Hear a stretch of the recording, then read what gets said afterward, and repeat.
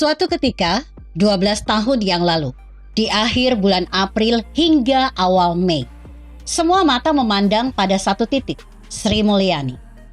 Demo yang simultan berkelanjutan, terutama di ibu kota negara, membuat Sri Mulyani bersedih dalam menjalankan tugasnya.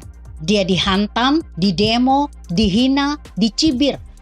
Seandainya Sri Mulyani menjadi putri mahkota sebuah partai politik berpengaruh dan bukan intelektual akademikus yang memiliki sentuhan midas bagi sistem perekonomian Indonesia, tentunya ia akan disanjung dan digunggung setinggi langit. Minggu pertama bulan Mei 2010, hari-hari di mana Sri Mulyani didemo. Demo-demo skala besar, mengharu biru.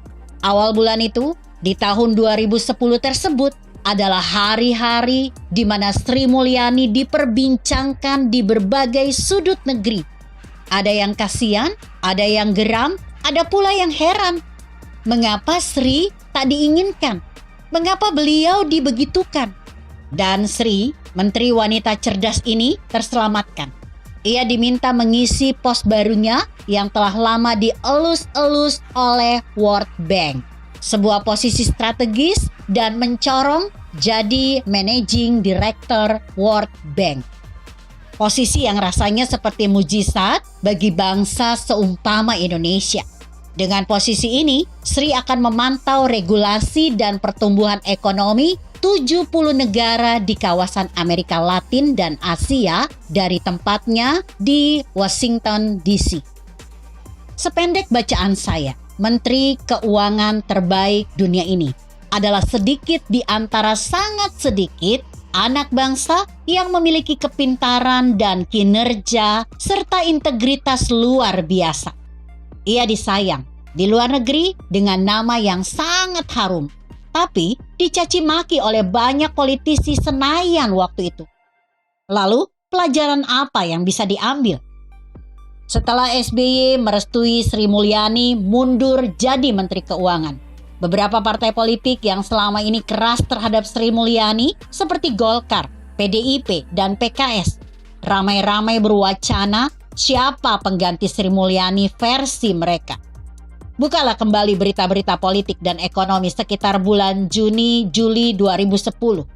Akan terjumpa berita-berita itu. Who get what, how, and when. Sangat kental terasa. Begitulah.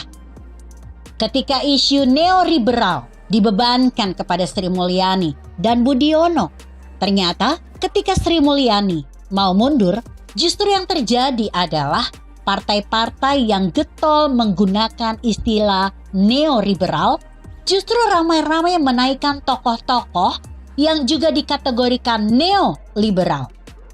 Sejak Jokowi memanggil Sri Mulyani untuk kembali didapuk jadi Menteri Keuangan, Jokowi tampaknya sudah mempersiapkan dengan matang agar Sri Mulyani juga dijaga dan didukung oleh mayoritas partai politik. Ada satu yang mengherankan saya. Sri ini termasuk tangan kanan Jokowi, menteri yang juga termasuk paling berpengaruh. Mengapa Rocky Gerung yang biasanya getol mengkritisi pemerintahan Jokowi seperti jarang bahkan hampir tak pernah memojokkan Sri Mulyani? Entahlah. Tapi saya ingat di akhir pemerintahan SBY Budiono ada satu partai politik yang didirikan. Sayangnya tidak lolos untuk ikut pemilu 2019. Nama partai itu Partai Sri. Kalau tidak salah seorang penggagasnya adalah Bung Rocky Gerung. Begitulah kira-kira.